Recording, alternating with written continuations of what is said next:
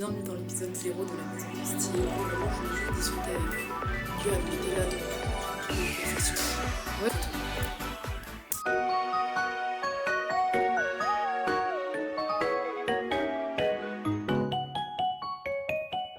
Tu m'as déjà peut-être vu sur Instagram avec cette vidéo. Donc voilà l'extrait Instagram que tu as peut-être déjà vu. Donc je vais vous présenter plus en détail la Maison du Style, pourquoi je me suis lancée dedans, qu'est-ce que c'est le concept et pourquoi j'ai eu envie de le faire. Et moi, mon expérience personnelle de, en vrai, pourquoi j'ai voulu créer la Maison du Style. C'est tout ce que je vais vous expliquer dans la vidéo et c'est parti. Alors, la Maison du Style, ça naît vraiment d'une demande qui, je trouve, est assez présente. Au départ, c'est quelque chose que j'ai fait pour les personnes qui avaient un peu de mal à se sentir à l'aise dans leur style vestimentaire. Parce que si vous ne connaissez pas, il y a un jeu du même nom, donc la Maison du Style, qui est un jeu en fait sur DS. Vous savez, les petites DS Nintendo et tout. J'y jouais tout le temps quand j'étais petite, genre j'avais la petite DS rose là et tout, incroyable. Et j'y jouais tout le temps quand j'étais petite et le but c'était vraiment d'aider les clients qui venaient à trouver leur style, etc. Et la Maison du Style, ça m'a paru une évidence quand j'ai pensé au projet que je lance ici. La Maison du Style, c'est un projet aussi que je fais avec Dieu parce que si vous avez vu mon réel Instagram, vous savez que le but principal c'est de se sentir bien et que Dieu se sente aussi complètement à l'aise avec la façon dont on s'habille.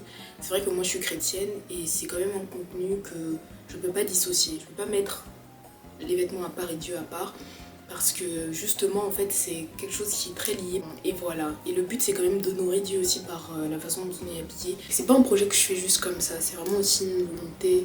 Déjà il y a ma volonté personnelle parce que j'aime beaucoup les vêtements, c'est vraiment quelque chose que j'aime énormément. Mais il y a aussi ce côté où je sais que Dieu a plein de choses à faire avec chacun d'entre vous, que ce soit vestimentairement parlant ou sur plein d'autres sujets. Moi par exemple, ça m'a pris énormément de temps de trouver mon style vestimentaire. Quand je dis énormément de temps, je mettais des vêtements parce qu'il fallait s'habiller, mais c'était pas vraiment parce que je me sentais super à l'aise dans ce que je mettais. En seconde, troisième seconde, j'ai commencé à me sentir un peu mal à l'aise vestimentairement, surtout en seconde d'ailleurs, plus qu'en troisième. Je me suis sentie grave mal à l'aise vestimentairement parce que j'avais l'impression d'être vraiment en train d'usurper l'identité de quelqu'un d'autre. Ça coïncide aussi cette période à une partie de ma vie où je me rapprochais quand même assez de Dieu, où je passais plus de temps avec Dieu. Je remarquais que tout le monde avait plus ou moins confiance et tout le monde, je croyais en tout cas, parce qu'on en reparlera mais c'est pas forcément le cas. Tout le monde savait à peu près comment s'habiller et que j'étais vraiment la seule à galérer un petit peu et à pas être complètement genre posée et établie dans un seul style, c'est ce que je me disais. Et donc à partir de là, mon année de seconde, ça a été vraiment mon année où je me suis dit ok, stop tout, on arrête tout. C'est le moment pour toi de te poser et de tout tester, donc tous les styles un peu.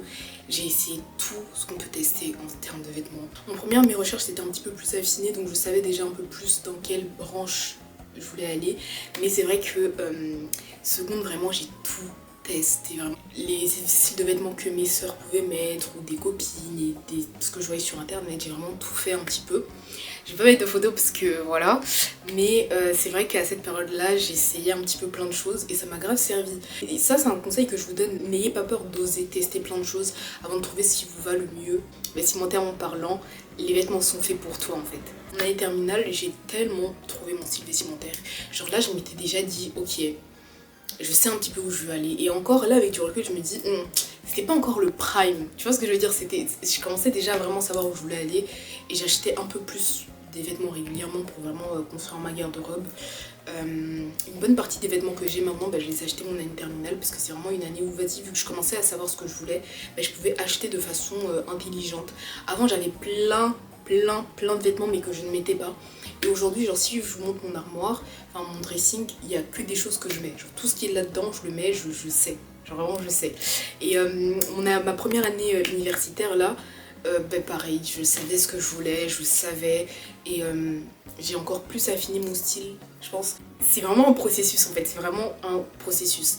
Il y a eu des questionnements quand même parce que c'est vrai que je me suis dit, ok, qu'est-ce qui me correspond, comment je reconnais ce qui me plaît. Moi, la branche vestimentaire au début qui m'a beaucoup attirée, où je pensais que c'était complètement mon style, c'était le streetwear. Alors le streetwear, ça va souvent être des vêtements assez larges, avec beaucoup de motifs pour les t-shirts par exemple. Je vais essayer de vous mettre des petits exemples, ça va être des t-shirts à motifs, des pantalons style cargo large, etc. Les chaussures, pareil, ça allait être des Jordan 1. La preuve, moi j'en ai 3 Est-ce que j'en ai? Oui, j'ai 3 paires de Jordan 1.